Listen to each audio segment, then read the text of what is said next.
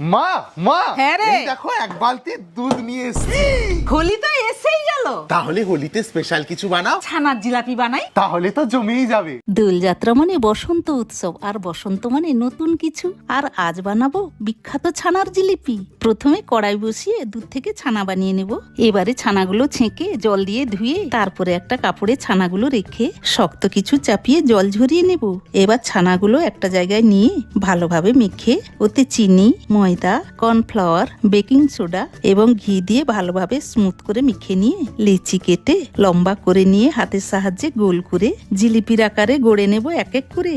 এবারে জিলিপি ভাজার জন্য আমি ব্যবহার করব Emami healthy and tasty ultralight soybean তেল। কারণ আমরা সবাই জানি Emami healthy and tasty ultralight soybean তেল এতটাই হালকা মানে লাইট যে এটা ভাজার পর কোনো রকম তেল তেলে ভাব থাকে না। তারপরে হালকা আঁচে লাল করে জিলিপিগুলো ভেজে নিয়ে